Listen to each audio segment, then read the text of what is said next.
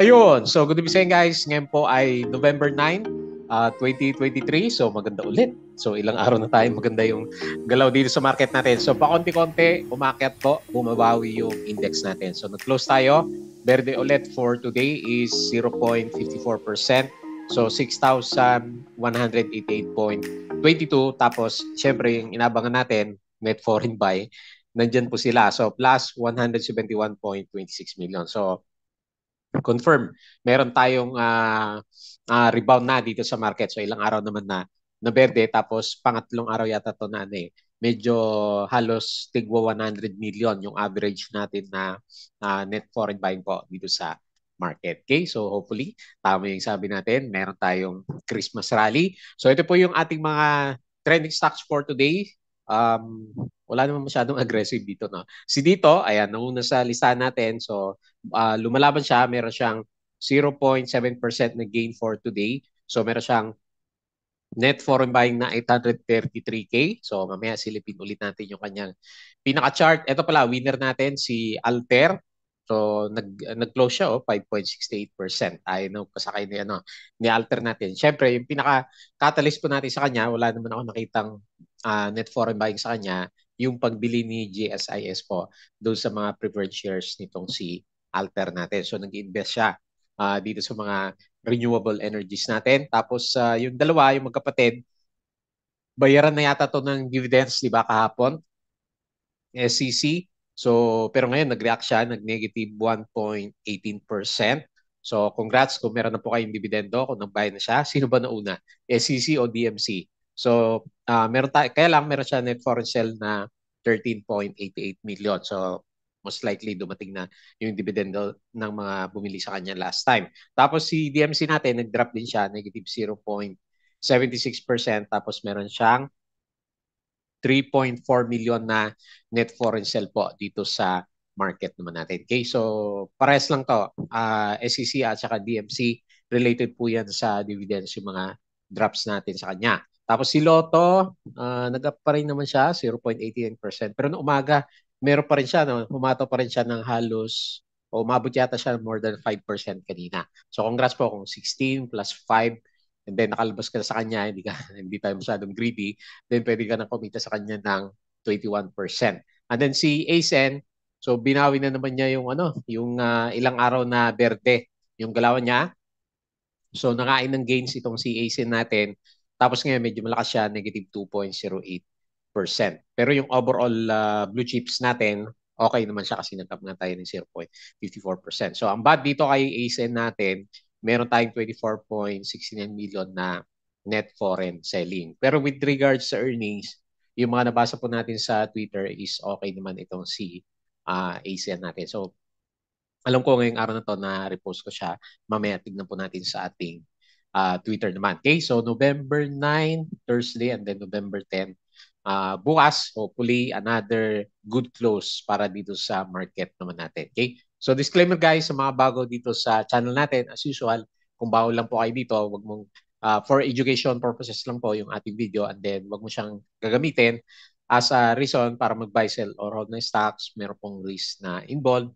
Due diligence na lang po sa mga stocks na binibili mo. And then follow mo ako dito sa ating mga social media, dito sa ating Palabra Trader na YouTube channel naman. So subscribe ka lang dito para updated ka po dito sa mga trending stocks review natin. Or kung gusto mo, meron siyang join button dito. So kung gusto mo sumali sa trading group po, okay naman. So open na open po siya. Okay, so tama-tama ngayon, di ba? Crypto, umakit yung mga cryptos natin. Okay? So, sa mga nakasubscribe, maraming salamat po, at check mo na lang yung daily uploaded videos natin dito sa ating mga trending stocks, may mga company reviews, yung ating sample trades, basic indicator. So, tama-tama, one day na lang, mag-aral ulit tayo. Especially ngayon, pa-reverse yung majority ng stocks natin. Building fundamentals, yung mga risk management po na kailangan natin, plus yung ating PSE market studies. Yan, mga basic po yan. Sa crypto, follow mo ako dito. Sa Palabra Trader Crypto ko to. Mukhang maganda ng mag-hunting ng mga play to earn games natin. Kasi market ulit si crypto natin. So follow mo ako dito sa Crypto Chupit pag nagkaroon tayong time na mag-chupit doon sa Binance natin. So gagawin natin yan. So check mo na lang po yan from time to time. Tapos sa social media, dito sa ating Facebook account na Palabi Trader. So follow mo na lang ako. Malay mo, may mga post tayo dyan. Ganun din sa ating Palabi Traders na Facebook page. Okay? So buti i-pick yung mga website natin para sa article sa local market, dito sa US market, at saka sa crypto, tapos mga side hustles natin. Tutuwa ako dito sa mga websites na hawak natin kasi maganda yung ating daily earnings. Maganda dito kahit Sabado Linggo kumikita siya. So check mo na lang po yung mga gustong uh, gumaya sa mga passive income side hustles na ginagawa natin. So dito natin nilalagay sa money earners natin. Okay? So tingnan natin yung pinaka-summary natin dito sa Twitter. Ayan. So meron tayong net foreign buy na, ayan, mas mataas na siya ngayon 171.26 million. So hopefully for the coming few days, mas makita natin, magbalikan na sila. Kasi nasaid ang di ba? Nasaid ang foreigners sa market natin. Billion-billion kasi lumabas last time. Di ba? Nung tumataas yung inflation, yung mga gasolina. Ngayon, pababa na yung lumalakas yung piso, 55.5 na lang ba yung palitan natin per US dollar. So tapos interest rates are rather yung inflation nasa 4.9%. So bumababa. Maganda yung mga indicators natin. So kaya po nagbabalikan most likely yung mga foreigners natin. Okay? So mining and oil yung tinamaan for today. So dahil siguro kaya yan, SCC natin, negative 0.8. And then, panalo yung mga properties natin. Si Ali, nag-gap up siya, no? First time ko nakita, nag-gap up si Ali. Tapos si SMPH, nag-up din siya. And then, sumunod sa mga nag-gain is yung ating mga holding firms naman. Okay. Robinsons Land Corporation, up siya ng 49%. Ayun, maganda yung 9 months earnings ni Robinson. San Miguel Corporation, meron siyang dividends sa mga preferred shares. Philinvest, 0.071. Meron din siya kahit papaano, di ba? Sayang din yan. And then, ito yung mga binili ng mga foreigners natin. Yung nakita natin na net foreign buy. BDO, Metrobank, AP, SGP, CNPF, AC, Ali, si Tel, si Dito. Ba, si Dito meron siyang net foreign buy, di ba? Less than 1 million. And then si ICP natin. So ito naman yung mga binenta, BPI, China Bank, PNB, RCB, Security Bank, ASEN, ayan, kaya pala drop si ASEN, di ba? DNL, ba't nandiyan si SSP? So nandito din siya kanina. SGP pala yung isa. DMC, Aries, Globe, at saka si Converge naman. Okay? So San Miguel Corporation, meron siyang follow-on offering. So, tingnan mo to Ang lalaki ng dividends niya, 7.9%, 8.3%. Ba? Ma-generous yung mga preferred shares na. Mga mga special na di ba? Parang preferred shares yung style niya. Ayan. So, yung mga gusto mong invest sa San Miguel natin, so far, hindi naman nalulugi si San Miguel. The Philippine economy or economy, ayan, ano babasahin niya, is back on track in third quarter of 2023 after a slow second quarter according to the Philippine Statistics Authority natin. So kasi ayan, lumabas din pala yung natin, di ba? Yung GDP natin is nag-increase siya 5.9% yung sinasabi nila. FNI, 9-month net profit fell siya ng 19.7. ASEN, ayan. So okay naman yung earnings niya. 6.6 billion net income. 9 months, up siya ng 59%. EI signed deed of assignment to ECDC. May bago silang project. Megaworld, up din siya ng, ayun, maganda rin yung mga properties natin. 39%. SGI sold shares in Liip and Interstar Holdings. Meet an alternative Monde. Ayan, ito bala yung humatak sa market natin, si Monde. To get financial support from controlling shareholder. Dominion Holdings, 205 million net income sa 9 months. FB, meron siyang 4%. DNL on track with Batangas plant expansion. Manulife, ano ba yan? Canadian US dollar, no? 1 billion. Laki attributable net income up by 87%. ICT, ayan. So, dami nating na-post na earnings kanina. ICT plus 4%. APL is lugi. RFM, 981 is up ng 4%. FB, 4%. GSMI, lakas 62%. Jerry, minus 2%. PES, mga penny stocks to, no? STI, plus 110%. Kaya pala medyo pumipitik yung price nito. CNPF is 10%. Ba, ganda rin. Monde, plus 3%. DNL, ito medyo lugi. Minus 29%. SM, plus 30%. Maganda yung mga SM group of companies natin. Monde, so nag-up tayo ngayon. Sino pa ba yung mga hindi natin nabasa? So ito, sabi ni Investa, yung ating GDP third quarter is nag-expand siya ng 5.9% versus forecast na 4.7. Di ba dati din-downgrade nila yung mga forecast sa Philippines pero okay naman. So PTNT secures SEC approval to increase its authorized capital stock. Ang laki from 3.8 billion to 12.6 billion. Okay, sa mga mahilig sa properties, Meg, up siya ng 43% nga. Si Ali is up siya ng 38%. DNL, so lugi si DNL natin. Tapos, ano pa ba yung ba natin na-post? Mga chart na lang itong na-post natin kanina. Tapos si Meralco magtataas daw ng singil. Renewable Energy Unit plans to invest, ayan, 200, ang laki 200 billion in developing the Philippines' largest solar farm. Ayan, so baka ito na yung ito ba yung maging public float natin sa kanya? Businessman Leandro Libiste para po sa natin, SPNEC. Okay? So hopefully maging catalyst yan para bumalik na sa market si SPNEC. Share buyback, SSP, Costco, ABA, meron siyang, laki naman ito, positive, 1,188%. Ito yata yung nagbenta siya ng properties niya.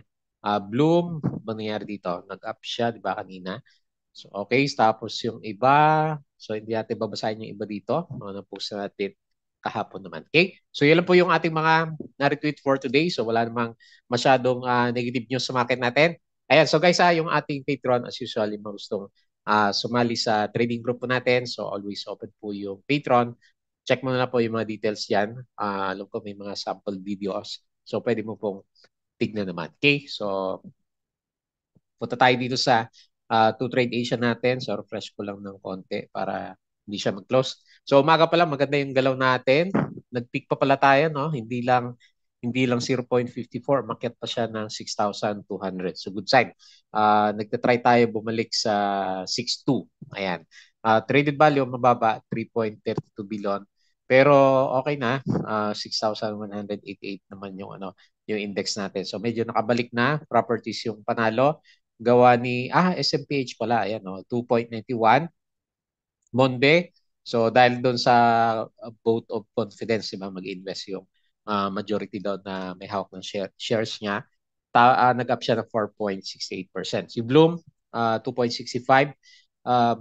Bumagsak si SEC, minus 1.18. Si ICT minus 1.15 and saka si ASEAN is negative 2.08%. So bakit kaya? Kung kailan kumita si so sell on news si ASEAN natin, 171 million at foreign buy, 44% foreign and then 56% local participation. So ito yung mga winners natin. Nawala si merong top notcher dito kanina. Okay. So si IMI na una dito, SPM pala. Ayan, kaya lang ang late naman ng volume niya. Dito na tayo sa may volume. IMI 7.87%, si PXP 5.81%, Alter 5.68%, si Prut nag-spike na naman 5.5%, PHR 3.3%, SMPH is 2.91%. Bumawi si Robinson 2.83%, Bloom 2.65%, LTG, nag-trending din to 2.26, sino pa ba? Keeper, 2.11%. So dito naman sa losers natin, nauna si Del Monte, minus 6%, APL, minus 6%, ARA, minus 4.67%, SSP, minus 3.2%, EI, minus 3.28%. Okay, so yung mga madalas nating mabasa, Medic, minus 2.6%, Balay, minus 2.13 at saka si ASEAN is minus 2.08%. Okay? So, anyway, very good pa rin naman yung overall picture ng market. Kung sa tingin nyo is mahina yung mga stocks natin, umakyat si PSE index, nag-ano lang naman yan. Minsan napapalitan lang kung sino yung ano, yung nauuna sa trending natin. Pero wala pa tayong ma-identify masyado na ano eh, parang runner natin dito sa reversal ng market natin eh. So anyway, makikita siguro natin for the coming few days naman. Okay? So on track si PSE para babalik kaya tayo dito sa ano 6.4 level natin. Malay mo, malapit na eh. 6.2 na yung index natin. Tapos, ganito yung itsura na. So, medyo optimistic na kasi yung tingin natin sa kanya kasi yung pinaka-index natin, nandito na siya. So, nasa ibabaw na kasi ng ano, MA20. So, nag-support na siya dito sa 6,141. Pero anyway, tanggalin ko yan. Meron tayong malaking trading channel. Hopefully, hindi to lower low. At saka hindi higher low, di ba? So, anyway, too early to say pa naman. Bago natin makita yung trend niya kung mauuntog ba itong si PSC natin. Pero malapit na siya sa critical level ng testing niya based dito sa trend line na ginuhit natin sa kanya. So kapag na-break natin yan, so good chance, babalik tayo dito sa 6,400. Malapit sa 6,400 level natin. Pero yun nga, ang sabi ko sa inyo, optimistic tayo personally dito sa market kasi last time, October, November, December, nag-rally po yung market natin. Kaya maganda i-observe kung babalik yung mga billion-billion na foreigners na lumabas last time nung bago tayo nagbagsakan dito starting second half ng October naman. Okay? So, overall picture, okay po yung market. RSI is above na rin siya na RSI 50 level. Okay? So, tingin tayo dito sa US market. Mukhang maganda mamaya ang US market natin. So, verde siya or mix. Mix tayo, no? So, Nasdaq minus 0.06, Dow Futures 0.13, and then S&P 0.1%. So, medyo mix tayo yung galaw kahapon. Ayan, bumabawi na yung ano. So, finally, nag-bounce na rin dito sa European markets. And then, Asian markets, mix tayo. Pero parang mas marami naman yung ano, nakikita natin na verde po. Okay, so anyway, conducive sa trading yung ano, global markets natin. And then si crypto, congrats sa mga nag-ipon ng Bitcoin. Nag-ano na siya, nag-break ng 35K level. So 36.8 na tayo ngayon. So nag-up siya ulit ng 4.42%. Ethereum is 1.9 na ba? Kailan lang eh. Tapos si BNB, di ba, nag-ano lang to dati. Halos 200 na lang siya. Ngayon is 248 na ulit. So Sol, yung pinakamataas yung galaw ngayon, nag-up siya ng 10.24. So, ang dami pumipitik yung ano, yung ating crypto, ang dami. So, mukhang maganda na yata mag-trade dito So, berding-berde na yung mga nakikita natin eh. So, ang pinaka-catalyst pa rin naman natin dito sa crypto yung ETF approval. So, ongoing yata yung review nito eh. So, Bitcoin breaks 36K as SEC enters potential ETF approval naman. Ayan. So, exchange traded funds. So, another class of asset dito sa mga cryptos naman natin. So, optimistic sila. Siyempre, tinatanggap ng ano SEC yung crypto, di ba? Dati ayaw nila.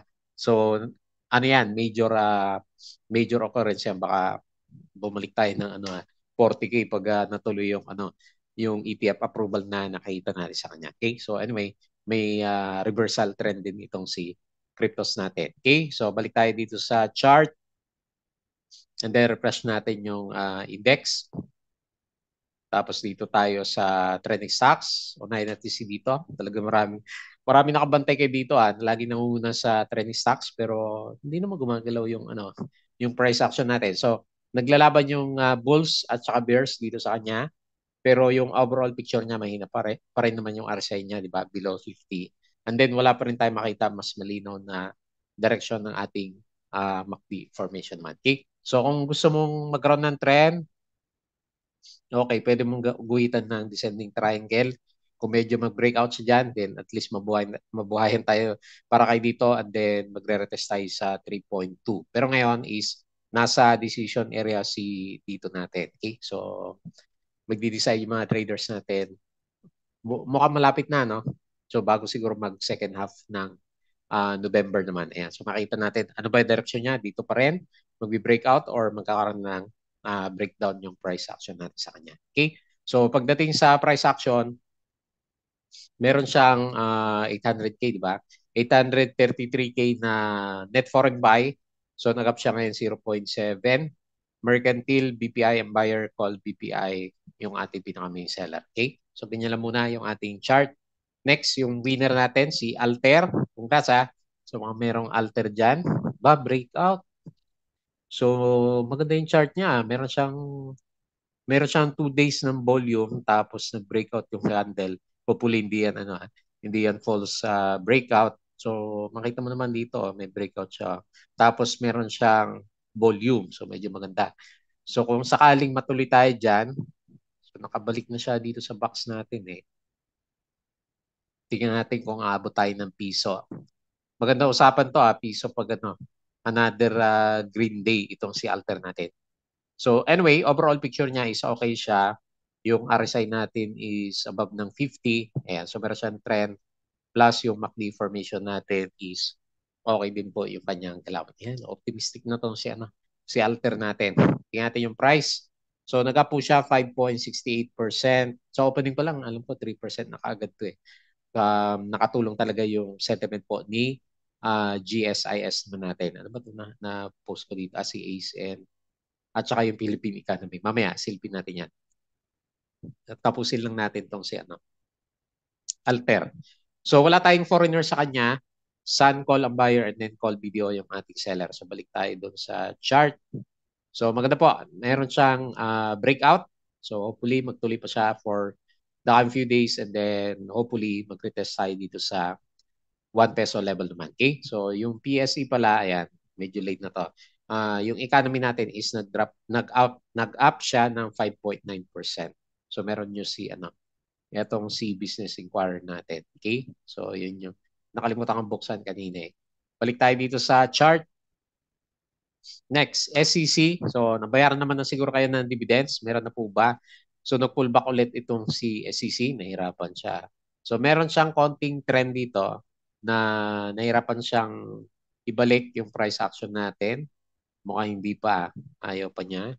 So kung ayaw niya, retest tayo ng support dito sa 28.4. Kasi nag-reverse ulit yung direction ng RSI natin. So papahinga muna itong SEC natin. So ilang beses na kasi nagbigay ng dividends. Ayan. So hindi pa rin maganda yung itsura ng MACD. Tapos may tendency na maghanap pa ng support dito sa baba yung price action po natin. Kasi nakailang na siya eh. So pangatlong araw na siguro to na hindi siya makalampas dito sa MA9. Yung price action natin kay SCC naman. Tapos, ayan, may nakita pa tayo ng mga net foreign selling sa kanya. So, nag-drop po siya, negative 1.18%. And then, meron tayong 13.87 million net foreign sell. So, call Land Bank, ang buyer, Mandarin, call at saka ayan, JP Morgan po yung seller natin kay SCC. So, same sentiment lang naman tayo dito kay DFC. So, maghanap pa rin to. Wala pa rin siguro, no? Naghanap din po ng support. So, currently, medyo nasa critical area si DMC. And then, may chance nga na mag-oversold pa based dito sa price action. Mahina kasi yung momentum. Tapos, kagaya ni SCC, meron din tayo net foreign sell sa kanya na 3.4 million. So, nag-drop siya, negative 0.76%. SB Equities Call ang buyer and then Regis Pep yung ating pinaka-main seller. So, wala muna. Di muna tayo optimistic dito. Mag-aantay tayo ng catalyst after ng dividends nila kasi naglalabasan po yung foreigners natin. Okay? So, next, yung ating trending stock kahapon, si Lotto. Ayan. So, medyo nauntog si Lotto. So, marami nang, siguro lumabas na yung mga buti nga sinundo ka agad sila, di ba? Kasi ang laki ng drop din niya last time eh. Binalik din naman niya. So chance para, ang laki 30% pala yung drop niya. So chance para makarecover naman yung mga naiwan dito sa batang taas. So laki na rin naman na ng binigay ni Lotto natin. So medyo nag-resist siya. So observe na lang po bukas kung yung candle natin is hindi masyadong negative, then may chance pa na bumalik siya dito sa box area na dinodrawing natin sa kanya until 3.98. Kasi may chance din naman kahit na, di ba, minsan kahit inverted, sa bagay ito, may ugali to, no? Pag inverted daw G yung, yung nakita natin sa kanya, nagpo-pullback yung price action. So interesting to see kung may volume naman siya, kung yung inverted doji na yan is bibigay din siya. Pero may history siya na pag inverted doji, nagpo-pullback yung yung price action natin. Okay? So watch out na lang yung mga bagong bili sa kanya. So nakabawi naman na yung mga nandito last time, or kung nakalabas sila, konting loss lang para kay Lotto natin. Okay? So umabot siya ng 5% kanina. So nag-up siya ng 0.89%, 370K net foreign sell, call BPI buyer, and then call Capsec yung ating pinaka-main seller. Okay? And then lastly, si ASEN. So ayaw pa. Kahit maganda yung earnings natin. Pullback ulit tayo. So nauntog. Maganda makita bukas kung meron siyang support dito sa 5 pesos kasi ang tendency niya mag-collapse na dito sa support eh. Pero kung mag-bounce siya dito, at least meron tayong tinitingnan na sideways muna siguro bago umakyat tong si ASEN. Kasi pagdating sa earnings, okay naman yung earnings niya. Ayan, so medyo broken ng konti yung ascending triangle formation natin sa kanya. So maganda makita, mag-bounce ulit tayo dito sa RSI 50. Kaso parang hindi in the short term kasi malakas yung net sell. So negative 2.08% drop si ASEN, 24.6 million, laki niyan. Net foreign sell, Abacus ang seller, CLSA at saka si Call yung rather buyer, CLSA Call yung ating pinaka main seller naman sa kanya. Okay, so balik tayo dito sa market. So ilang araw na tayong berde at then nasa decision making tayo bukas. So ang interesting to see kung medyo makalampas tayo ng 6237, baka maging solid yung candle natin, especially bumabalik na po kasi yung yung foreigners natin. So may clear sign ng reversal kahit paano si PSE natin. Hopefully, sabi natin kung kahit magkaroon siya ng mga pullbacks, meron naman tayong Christmas rally kasi isang taon tayong lugmok dito sa PSE market. Okay. So bukas ulit, tignan natin kung anong galaw na market. Bago tayo close, please don't forget to subscribe dito po sa ating Palavi Trader na YouTube channel. Join ka sa group guys kung gusto mo ng guide. Crypto ko to, Facebook account, Facebook page, Budagipik Money Earners, Twitter, and then Patreon sa mga gustong sumali po. And then gusto mong support sa atin, pwede rin naman through our Patreon channel po. Okay, so yun lang. Maraming salamat. Kita po ulit tayo bukas.